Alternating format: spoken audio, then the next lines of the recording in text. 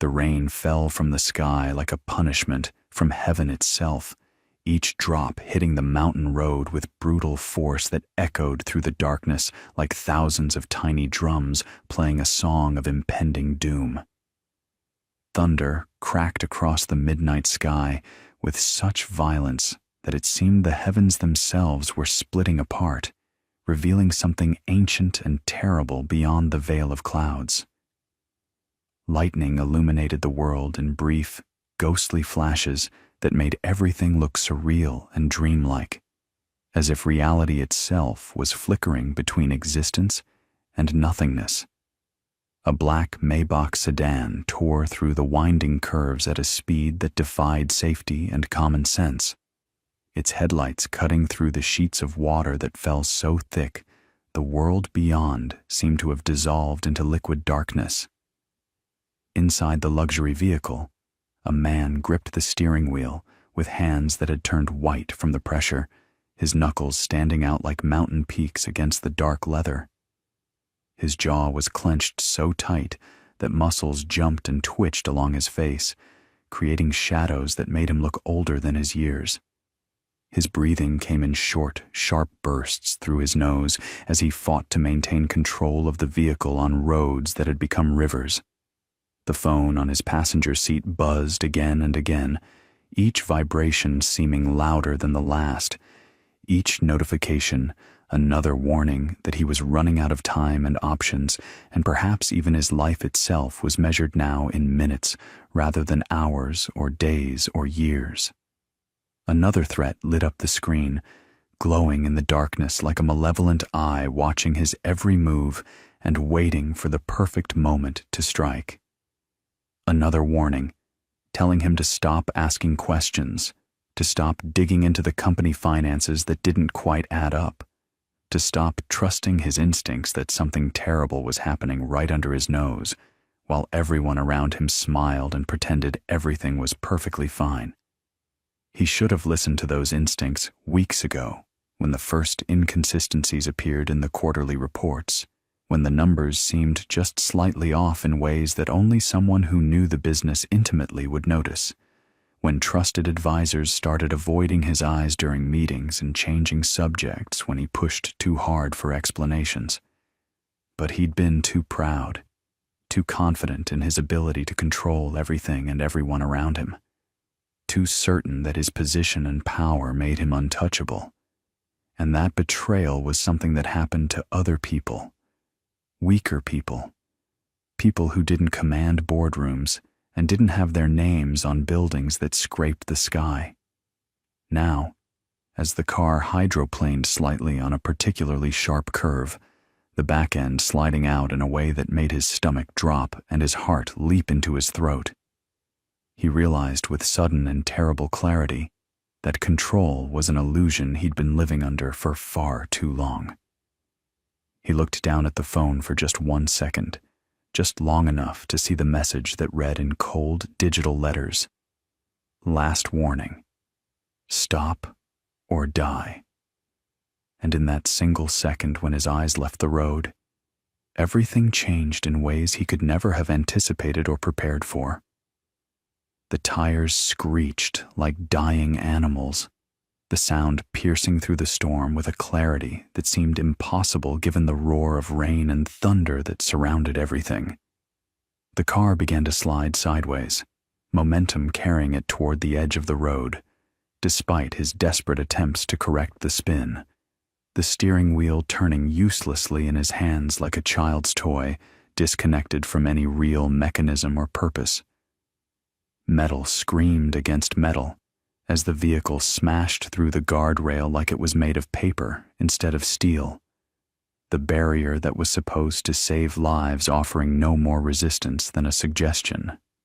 a polite request that went ignored by physics and velocity and the terrible mathematics of disaster. For a moment that seemed to stretch into eternity, the car was airborne, suspended between the road and the ravine below, hanging in that impossible space where gravity hasn't quite grabbed hold, but you know with absolute certainty that it will, that the fall is coming, that there's no escape from what happens next. The world tumbled and spun as the vehicle rolled down the embankment, each rotation bringing new sounds of destruction. Glass shattering into a million pieces that caught the lightning like stars, metal crumpling and tearing like fabric. The airbag deploying with a sound like a gunshot that left his ears ringing and his vision spotted with white explosions. His head cracked against the window despite the airbag's protection, the impact sending a lightning bolt of pain through his skull that was somehow both sharp and dull at the same time, both immediate and distant, both everything and nothing as consciousness began to slip away like water through his fingers. Blood sprayed across the dashboard in patterns that would have been beautiful if they weren't so terrifying. Abstract art created by violence and trauma, and the fragility of human flesh when confronted with forces it was never designed to withstand. The car rolled once, the world inverting as sky became ground, and ground became sky in a disorienting carousel of destruction. It rolled twice, the metal frame groaning and buckling under stresses that exceeded every safety specification and engineering tolerance built into its construction. It rolled 3 times, each impact with the rocky embankment sending new waves of pain through his body, new sounds of things breaking both mechanical and biological, new evidence that the human body was never meant to survive this kind of violence. Finally, after what felt like hours but was probably only seconds, the car came to rest at the bottom of the ravine, upside down with its wheels still spinning slowly in the air like the legs of a dying insect, the motion almost hypnotic in its pointlessness and inevitability. The engine hissed and smoked, fluids leaking out to mix with rainwater in toxic rainbows, steam rising from the crumpled hood like the dying breath of some mechanical beast that had finally been defeated. Sparks flew occasionally from severed electrical connections, brief fireflies of light in the darkness that illuminated nothing and meant nothing except that systems were failing, that order was giving way to chaos, that the carefully engineered machine was now just twisted metal and broken glass and the ruins of what used to be safety and luxury and power. And then there was only silence, the kind of profound quiet that comes after catastrophic violence, when even the storm seems to hold its breath in respect for what has just occurred. Only the endless drumming of rain on twisted metal remained,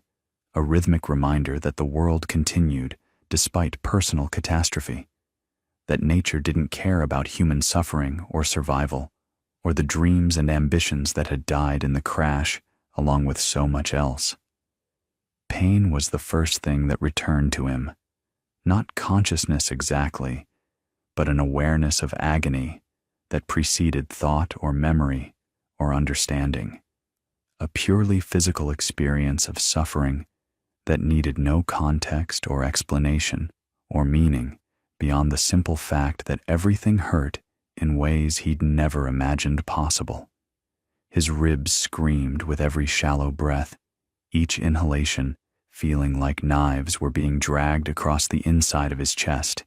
each exhalation bringing a wave of dizziness that threatened to pull him back under into the darkness that waited patiently for him to give up and surrender.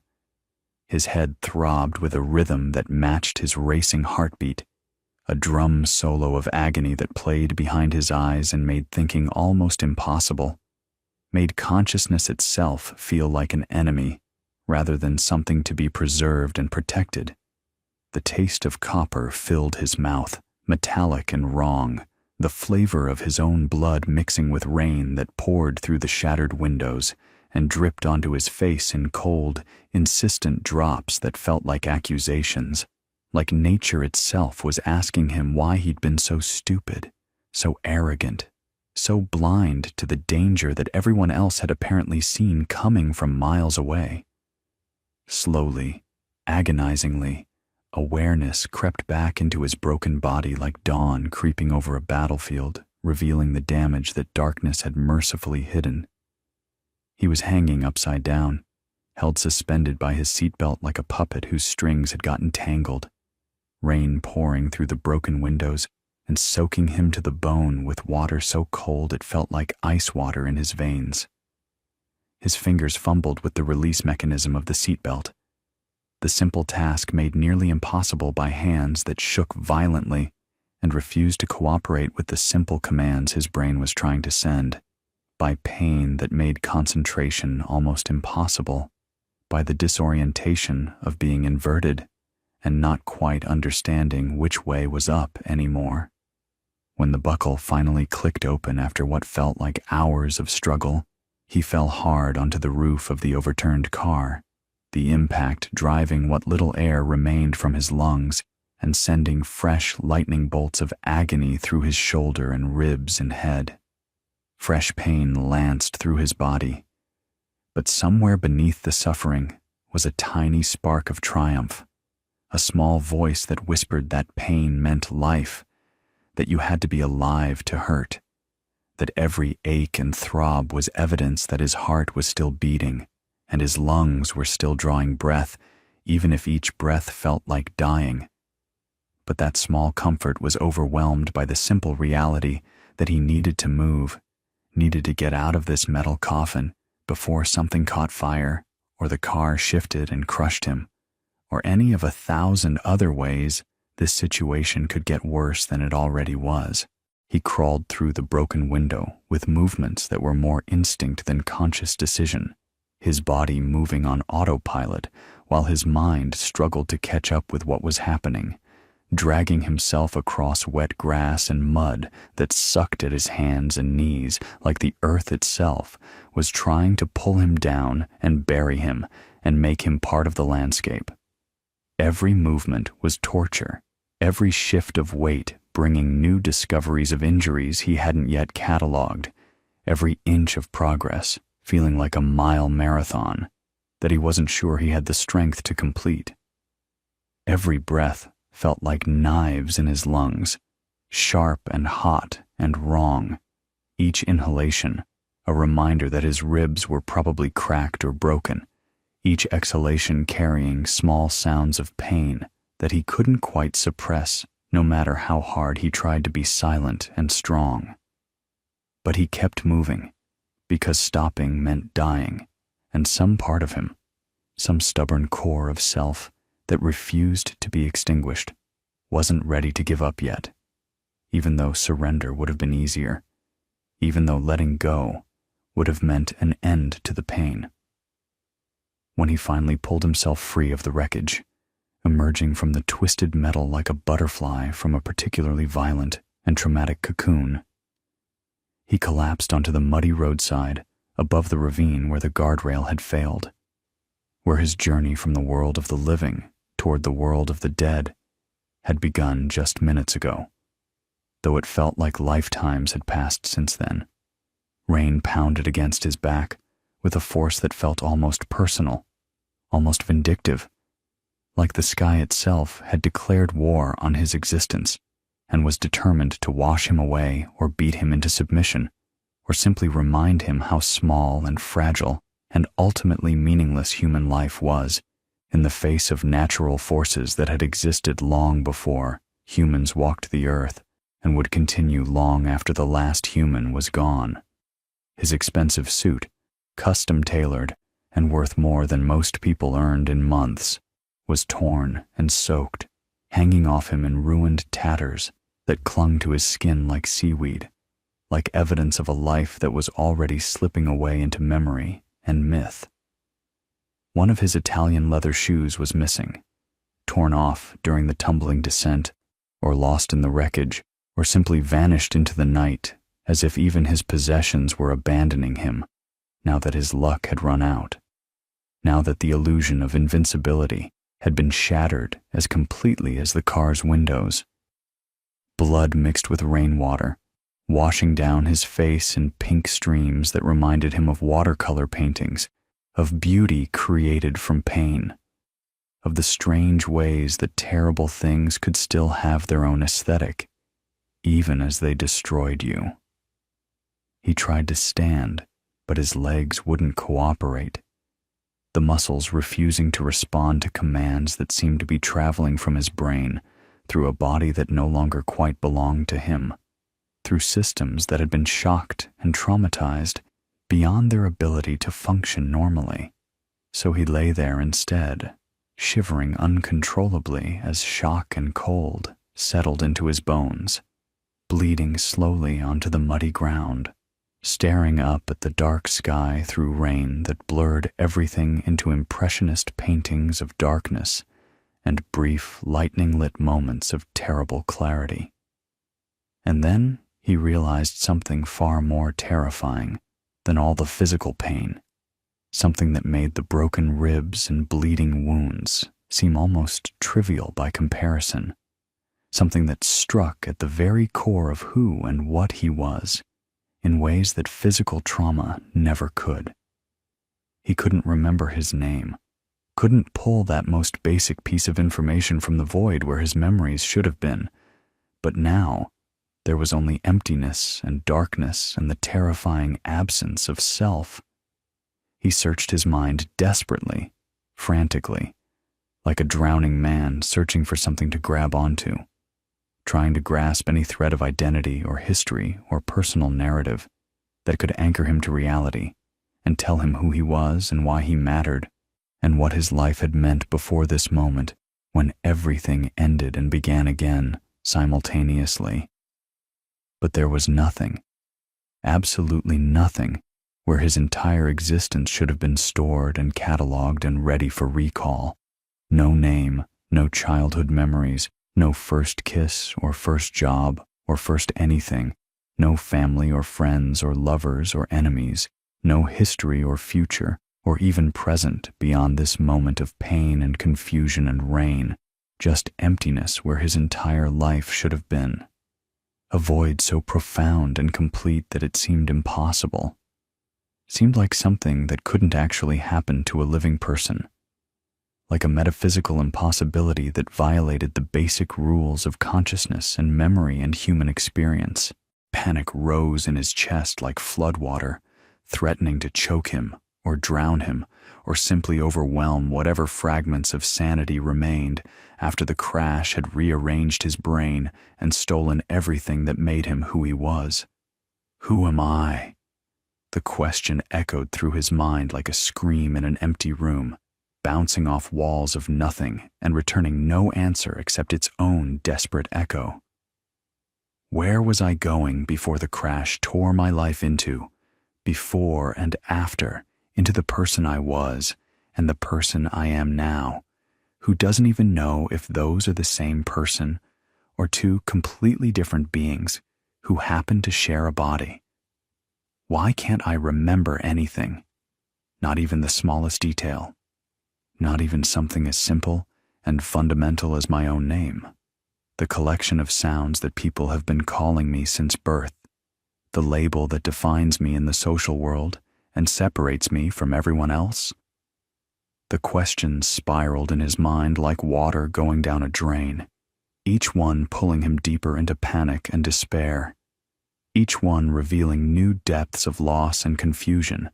and existential terror that he'd never imagined possible. He tried desperately to remember his childhood,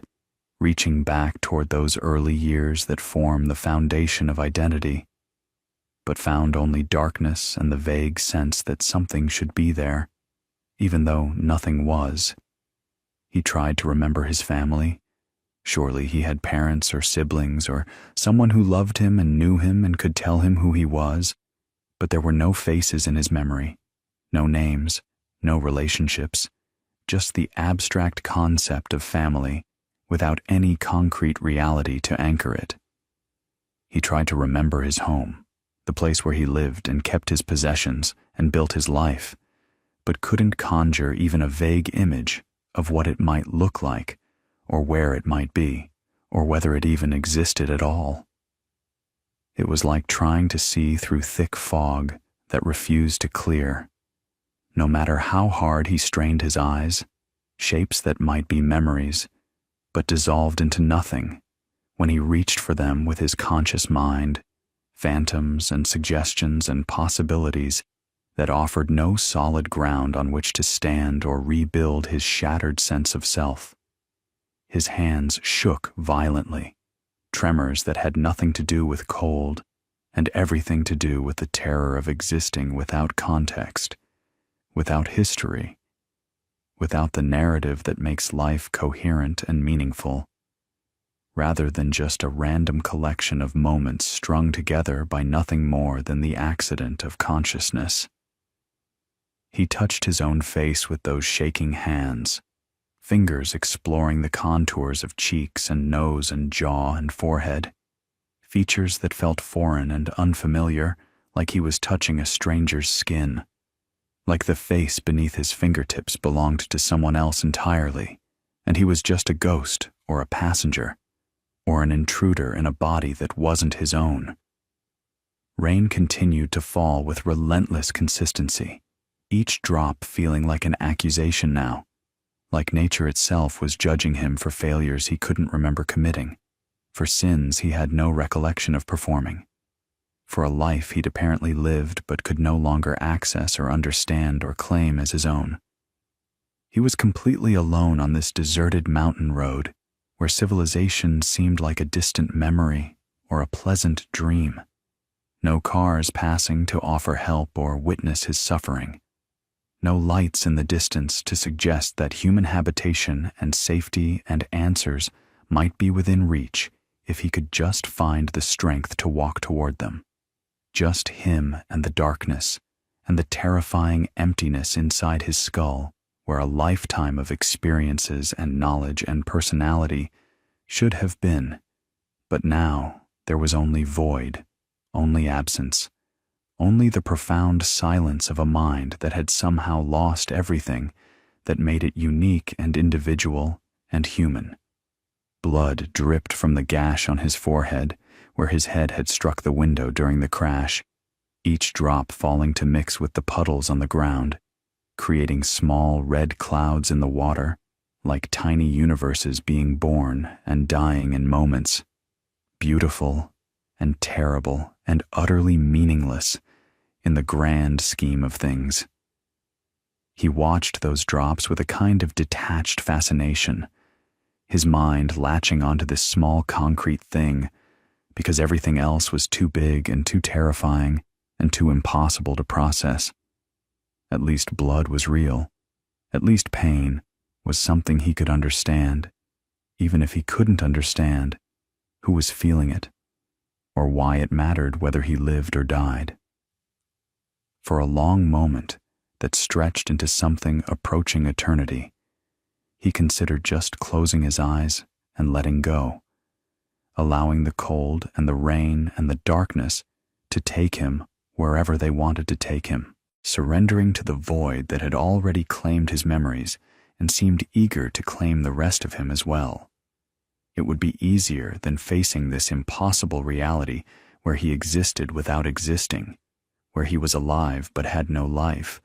where consciousness continued but offered nothing except the awareness of everything he'd lost without even knowing what those losses were or what they meant or how to grieve for them properly. But then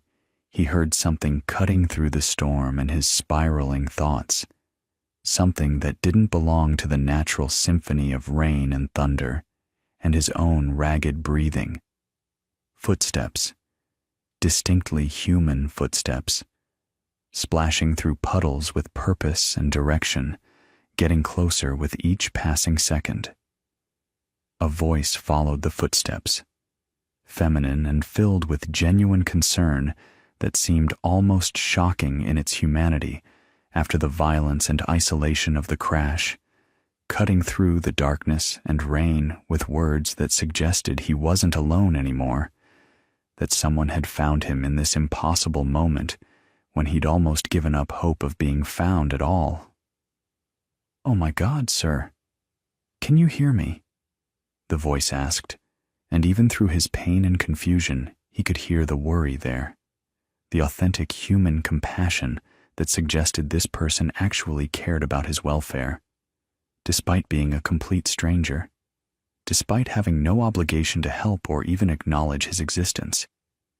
He tried to answer, but managed only a weak groan, the simple act of forming words beyond his current capabilities, his mouth and brain unable to coordinate the complex dance of language and communication that usually happened without conscious thought. The footsteps came faster now, urgency replacing caution. Whoever was coming apparently deciding that his need outweighed whatever risks might be involved in approaching a bleeding stranger on a deserted mountain road in the middle of a storm. And then she was there, materializing from the rain like something from a dream or a vision or a hallucination created by his damaged brain, trying to make sense of a senseless situation. She appeared through the rain like an angel emerging from heaven itself, though he had no idea if he believed in angels or heaven or anything else, since his memories offered no guidance on matters of faith or philosophy or what he'd believed about the universe before tonight. A young black woman, maybe mid-20s, though age was hard to judge in the darkness and rain and his own compromised state, with rich brown skin that glistened with rainwater and seemed to glow slightly in the occasional lightning flashes that illuminated the scene. Her natural hair was pulled back in a simple ponytail that was already coming loose from the violence of the storm, wet strands escaping to frame a face that combined strength and softness in ways that suggested this was a person who'd faced hardship but hadn't let it destroy her capacity for kindness. She wore a worn diner uniform under a thin jacket that did absolutely nothing to protect her from the downpour, the cheap synthetic material plastered to her body like a second skin, and her sneakers were old and battered, the kind that were held together more by stubbornness and hope than by any actual structural integrity. But despite the poverty evident in her appearance, despite the exhaustion that showed in the set of her shoulders and the shadows under her eyes, there was something luminous about her, something that transcended material circumstances and spoke to the quality of her character and the content of her heart. Her eyes were what struck him most powerfully, wide with shock and fear at the scene before her, at the bleeding man and crashed car and evidence of near death. But there was something else there too that he recognized even in his damaged state. Compassion, genuine human concern for a complete stranger, the kind of empathy that couldn't be faked or performed or used for personal gain. Her name was Imani, though he wouldn't learn that until later when the crisis had passed and they had time for proper introductions and the basic social rituals that humans used to transform strangers into something more, something that mattered and had meaning beyond the random collision of two lives at a moment of catastrophe. She'd been walking home from her graveyard shift at the all-night diner where she worked. 6 brutal hours of serving truckers and insomniacs and people running from their own demons, all for tips that barely covered her bus fare, much less made any real dent in the crushing debt that defined her financial existence. She was exhausted in that bone-deep way that comes from too many double shifts and not enough sleep, soaked to the skin from a storm that had started right as she'd left work without an umbrella, counting every step that remained between her and her bed, where she could finally collapse and surrender to unconsciousness for a few precious hours before the cycle started again. The sensible thing would have been to keep walking, to mind her own business the way everyone had always told her to do, to not get involved in whatever this situation was because involvement meant risk and complexity and potential danger that a woman alone couldn't afford to take on. She'd heard all the horror stories that circulated through communities like hers, cautionary tales of good Samaritans who were robbed or attacked or worse, whose kindness was repaid with violence and betrayal, whose desire to help others became the instrument of their own destruction. Her grandmother's voice echoed in her mind, that warm but worried tone that had accompanied so much advice over the years, telling her, "Baby, you got a good heart. But the world ain't always good back, and you gotta protect yourself first, because nobody else is going to do it for you. But when she saw him lying there in the mud, bleeding and clearly in desperate distress, something deeper than self-preservation or common sense or learned caution took over her decision-making process and pushed aside all the reasonable objections that her survival instincts were screaming at her. Something that went beyond personal safety and touched on questions of who she was and what she believed about human responsibility, and whether the world became a better place through caution and self-protection or through risk and compassion and the willingness to help, even when helping might cost you everything. It was her grandmother's voice again, but different words this time. The other side of that complicated woman who'd raised her, the part that had modeled kindness even in poverty, that had shared food when there was barely enough for the family, that had taught through action that humanity was measured not by what you had, but by what you were willing to give. We help those who can't help themselves. That's what makes us human. That's what separates us from animals who only know survival. That's what gives life meaning beyond just breathing and eating and trying not to die, her grandmother had said countless times, and those words carried more weight than all the warnings about danger and betrayal and the coldness of the world. Imani knelt beside him in the mud without another moment's hesitation, ruining her uniform pants without a second thought, because pants could be washed, but lives couldn't be unwashed or undone once they were lost. Her hands shook as she reached out to check his pulse, partly from the cold and the adrenaline, but mostly from fear, from the awareness that she was crossing a threshold into something unknown and potentially dangerous but necessary in ways that transcended mere logic or calculation. Training from a first aid course she'd taken years ago at the community center kicked in, muscle memory and knowledge rising from wherever such things were stored to guide her hands and calm her racing thoughts. Pulse was there, thready and irregular but present, beating against her fingertips like a small bird trapped in his skin, and she felt a wave of relief so powerful it almost made her dizzy because it meant he was alive, meant she hadn't found a corpse, meant there was still something to save and protect and help.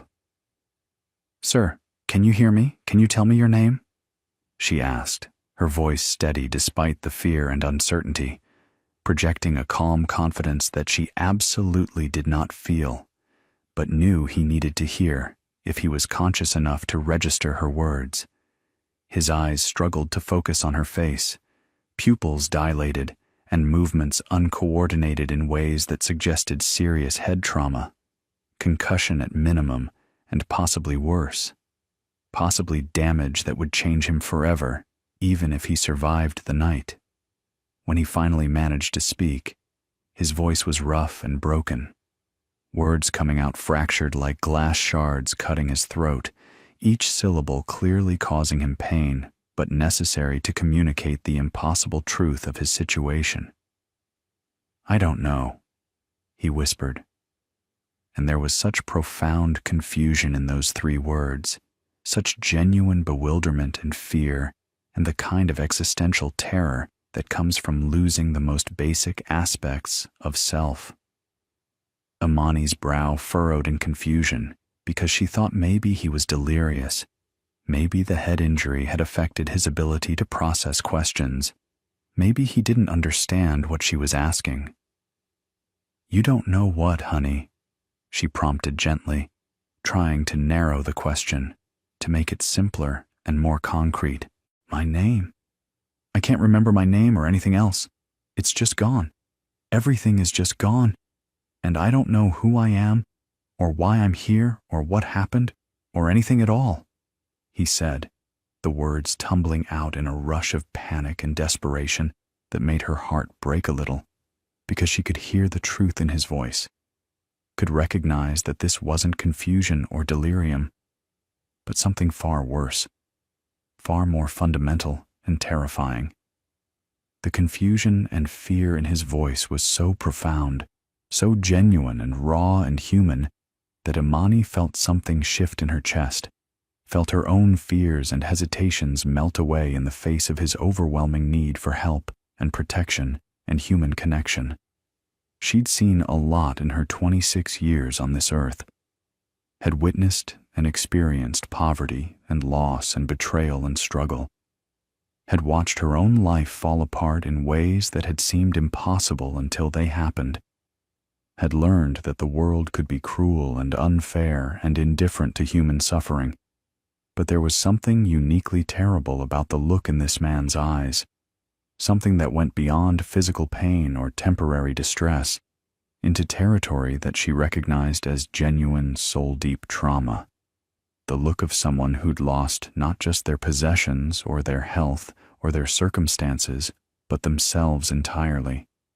who'd been erased in some fundamental way that made even survival feel hollow and meaningless.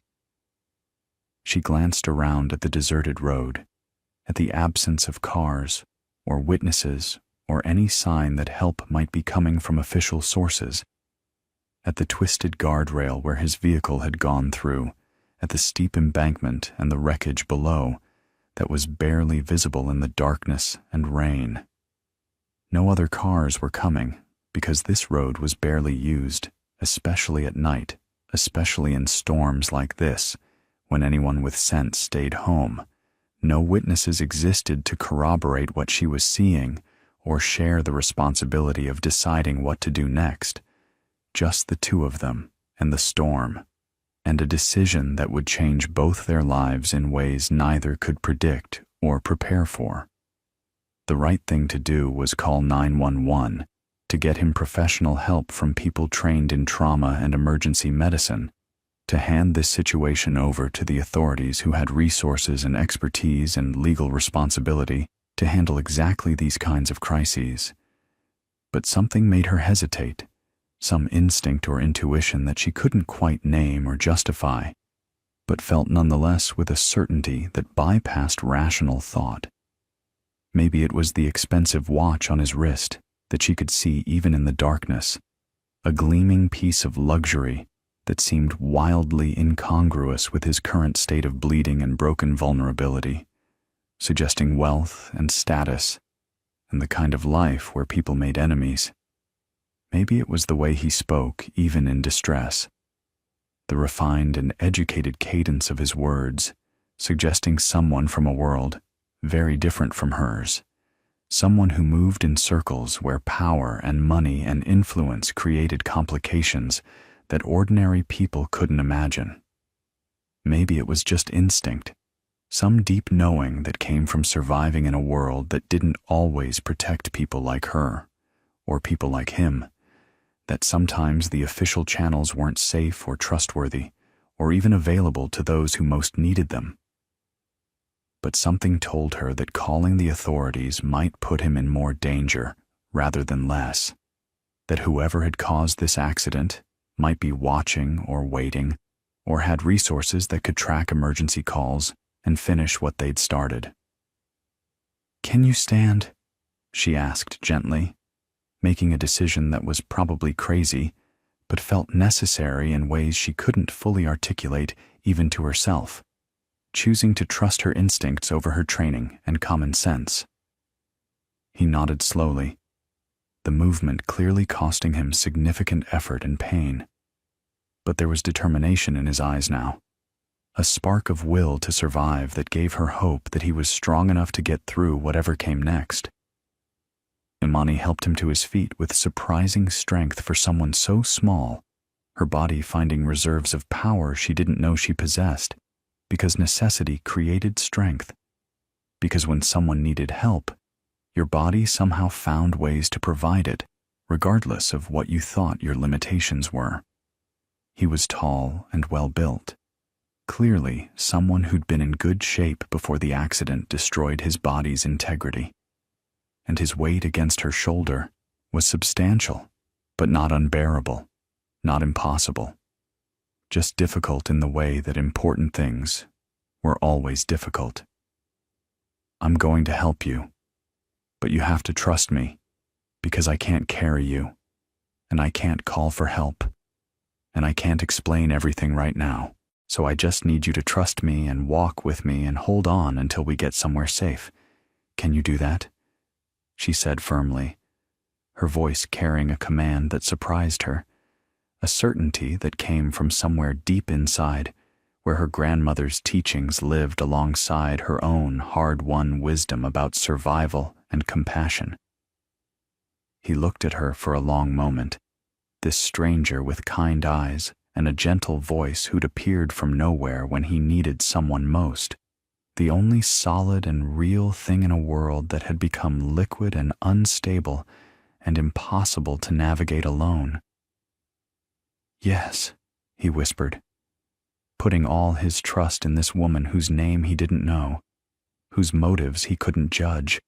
whose very existence might be a dream or hallucination for all he knew, given his fractured state of consciousness and reality. And so they began their slow journey through the rain,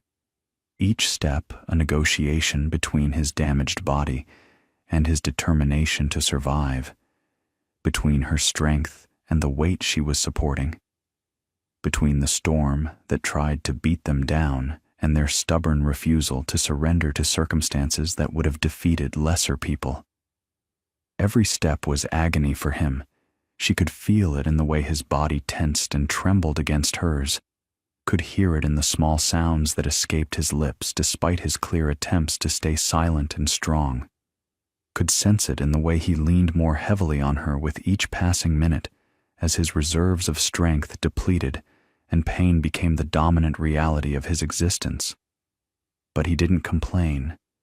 didn't ask her to slow down or stop, or explain where they were going, or why she was helping, just kept putting one foot in front of the other, with grim determination that spoke to a character that trauma and memory loss hadn't managed to destroy.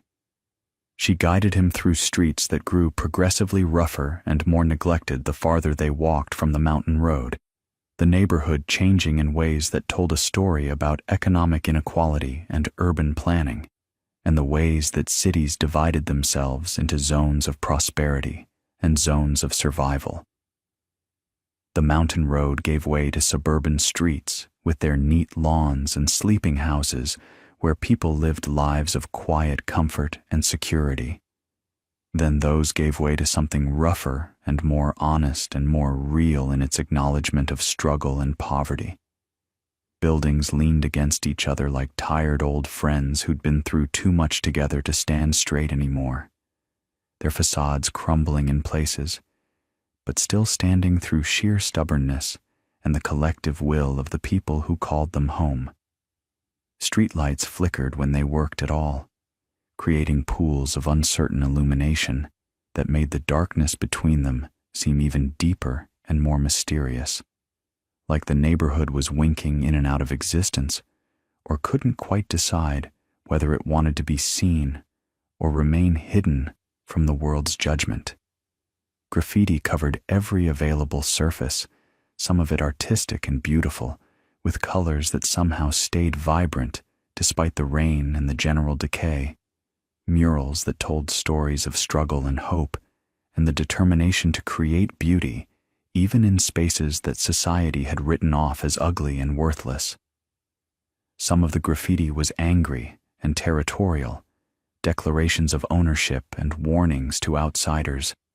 the visual language of people fighting for scraps of dignity and respect in a world that tried to render them invisible. But there was life here too, even at this late hour when respectable neighborhoods were locked down and silent, warmth spilling from windows where families gathered for late dinners or early breakfasts depending on what shift they worked, where life happened on schedules that didn't conform to normal 9-to-5 expectations. Music drifted from apartments where people refused to let poverty steal their joy or their culture or their right to celebrate existence, even when existence was hard. Rhythms and melodies that spoke of resilience and community, and the stubborn insistence that being poor didn't mean being dead inside. The smell of someone's late-night cooking wafted through the rain, rich and spicy and comforting, in ways that transcended the simple need for nutrition and spoke to food as love, as culture, as one of the few luxuries that remained accessible even when everything else had been stripped away by circumstance and systemic inequality. A sense of community existed here that money couldn't buy and gentrification tried to destroy, a web of connection and mutual support that formed in response to shared struggle, that said, we're all we've got, so we better take care of each other, because nobody else is going to do it for us. Imani's building was old in the way that buildings in forgotten neighborhoods were old, and not with the distinguished age of historical preservation, but with the tired age of deferred maintenance and broken promises and landlords who took rent money but gave nothing back in terms of upkeep or repairs. The kind of structure that had probably been beautiful in the 1950s when it was new and the neighborhood was different, and the American dream still seemed achievable for people who looked like her. Art Deco details still visible under decades of neglect, like fossils of an extinct age. Now it was just another forgotten building in a forgotten neighborhood, housing forgotten people who worked jobs nobody wanted to think about, who kept the city running from the shadows while living in conditions that would shock those who benefited from their labor. The main door didn't lock properly anymore, the mechanism broken for 3 years, despite countless complaints and promises from the landlord who lived somewhere else and clearly didn't care about security for tenants who couldn't afford to move somewhere better. Inside the building, the hallway smelled of a complex mixture that told the story of everyone who lived there, cooking spices from a dozen different cultures, mixing with the musty scent of old carpet that had absorbed years of life and struggle and the simple passage of time. The stairs creaked ominously under their combined weight, each step producing sounds that seemed far too loud in the quiet building, announcing their presence to anyone who might be listening or watching or simply lying awake at this ungodly hour, wondering who was coming or going. Imani automatically guided him around the 7th step without even thinking about it, her body moving on muscle memory and habit, born from months of navigating this particular hazard, stepping over the rotted board that the landlord kept promising to fix but never did, because fixing things cost money and poor people's safety didn't seem to justify the expense. She'd nearly fallen through it herself 6 months ago, her foot breaking through the weakened wood and only quick reflexes saving her from a potentially serious injury. And since then, she'd warned every neighbor and visitor about the danger, while simultaneously accepting that it probably wouldn't get fixed until someone actually got hurt badly enough to sue or die. 3 flights up they climbed, his breathing becoming more labored with each step, his weight growing heavier against her shoulder as exhaustion and pain depleted whatever reserves of strength had gotten him this far. But he kept moving because stopping meant giving up, and some part of him wasn't ready to surrender, despite everything. They reached her floor finally, both of them breathing hard from the effort, and Imani fumbled in her pocket for her keys while still supporting most of his weight against her body. Her apartment door had 3 locks, top, middle, and bottom, an unusual number that spoke to both her caution and her history, security measures she'd installed herself after the break-in 2 years ago when someone had jimmied the original single lock and ransacked her place. Nobody had taken anything of real value because she had nothing worth taking, no electronics, or jewelry, or cash hidden away, just the violation of her space and the shattering of what little sense of safety she'd managed to build in this building and this neighborhood and this life. But the violation had stayed with her longer than any stolen possession would have, had planted seeds of fear and vigilance that grew into these 3 locks, and a heightened awareness of every sound in the hallway, and a deep understanding that safety was an illusion for people like her. but you built what defenses you could anyway. The locks clicked open one by one under her practiced fingers, each tumbler falling into place with a small sound that felt like permission to enter, like crossing a threshold from the dangerous public world into the marginally safer private space that she'd claimed as her own. When the door finally swung open, Imani felt the familiar wave of embarrassment that always came when bringing someone new into her space, the acute awareness of how her home must look to eyes that weren't accustomed to poverty, to making do, to the creative compromises required when you had more needs than resources. Her apartment was clean, meticulously so, because cleanliness was one of the few things that didn't cost money beyond the price of basic supplies. One of the ways she maintained dignity and self-respect when so much else felt beyond her control. But it was also painfully small, a studio apartment that was really just one room forced to serve every function that larger homes divided among many spaces. A single area that had to be bedroom and living room and dining room all at once because walls and separation were luxuries reserved for people with more money and more options. A fold-out couch sat against one wall, the kind that converted from seating to sleeping, and did neither function particularly well, the mechanism stiff from age and use, and the cushions worn flat in places where bodies had compressed them night after night for years. A tiny kitchenette occupied one corner like an afterthought, barely deserving the name kitchen, with just a hot plate for cooking and a mini fridge that hummed loudly at all hours, the motor working overtime to maintain temperature in a unit that should have been replaced years ago, but wasn't because it still technically functioned, even if it consumed electricity like a much larger appliance. A bathroom so small you could touch all four walls without stretching was visible through a partially open door, the kind of space where you had to choose between sitting on the toilet or standing at the sink, because there wasn't room to do both simultaneously, where showers required careful choreography to avoid hitting elbows on walls or knocking over the few toiletries that fit on the narrow shelf. Her entire life fit into maybe 300 square feet of living space, every possession visible at a glance, every choice about what to keep and what to discard, made with brutal pragmatism, because there simply wasn't room for sentimentality or excess or the comfortable clutter that filled the homes of people with more space and more security.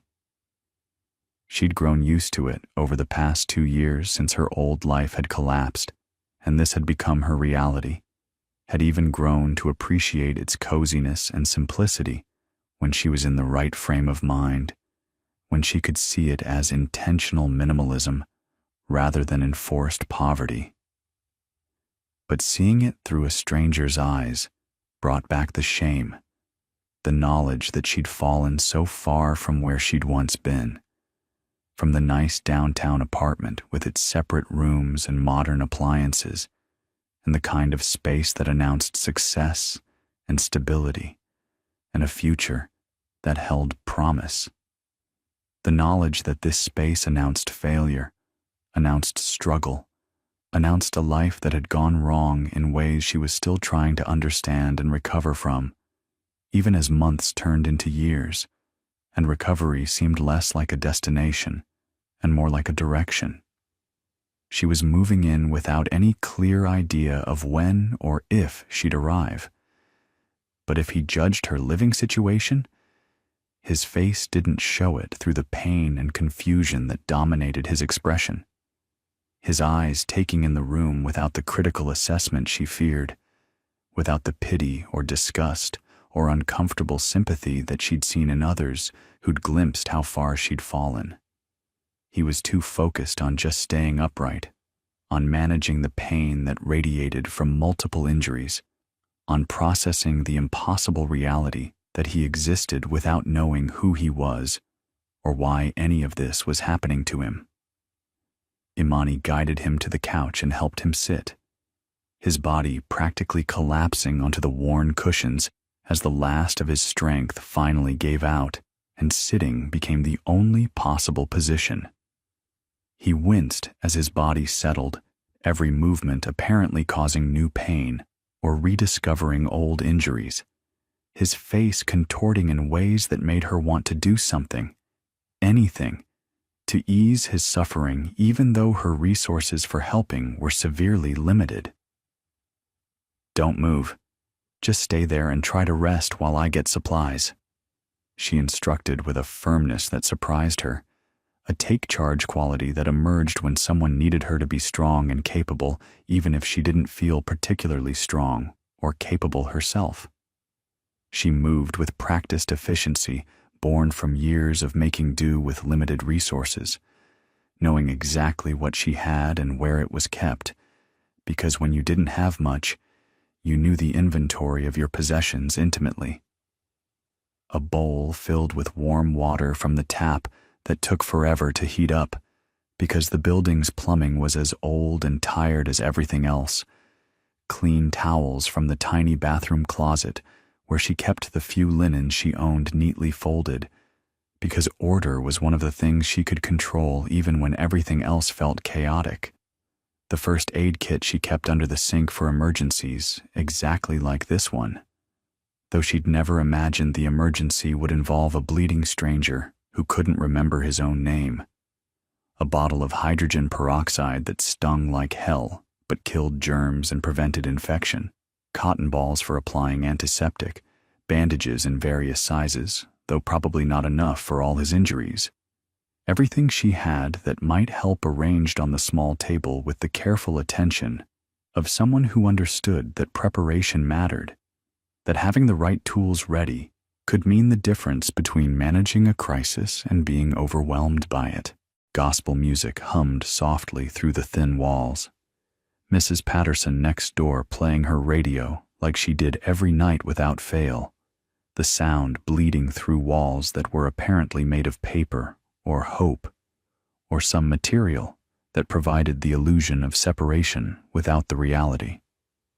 Normally, it annoyed Imani because the walls were so thin she knew everything about her neighbors' lives, whether she wanted to or not,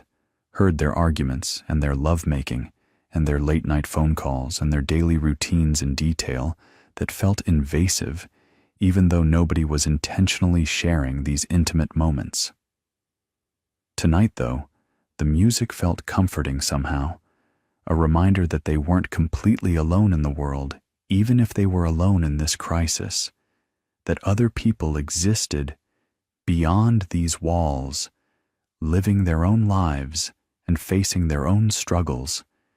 and creating small moments of joy or peace or connection wherever they could find them.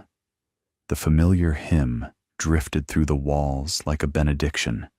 like a prayer offered on their behalf by someone who didn't even know they needed prayer. The old words about grace and mercy and divine protection seeming almost prophetic given the circumstances. She returned to find him staring at his hands with an expression of profound confusion and disconnection, turning them over slowly like he'd never seen them before, examining them with the intensity of someone trying to solve a puzzle that should be simple but had become impossibly complex. "What are you doing?" she asked softly, settling beside him with the supplies arranged within easy reach. "Trying to remember if these are my hands," he said, his voice hollow and distant like he was speaking from somewhere far away,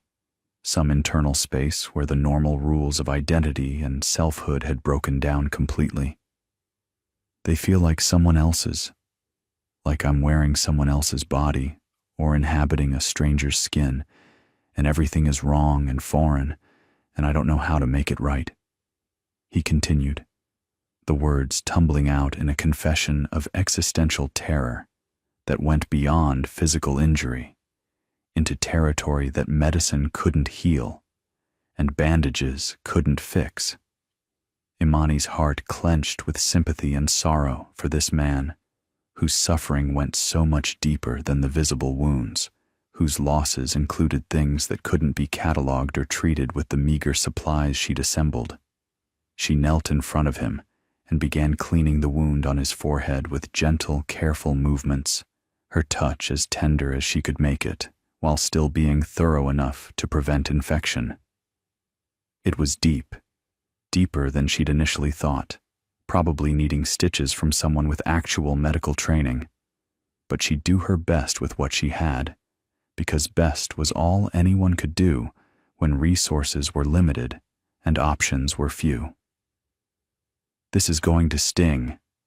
she warned, giving him a moment to prepare before applying the hydrogen peroxide that would burn and bubble and hurt, but also clean and protect and help healing begin. When the antiseptic touched the cut, he hissed sharply, but didn't pull away, his pain tolerance impressive in ways that suggested either natural toughness or shock so deep that physical pain barely registered against the psychological trauma of losing himself. She worked in silence for a while, cleaning each wound with care, her hands steady despite her racing thoughts about who he was and what had happened and what she'd gotten herself into by bringing him here. And somewhere in that silence a connection formed between them, wordless and profound, the kind of bond that trauma and kindness could create when they collided in the dark.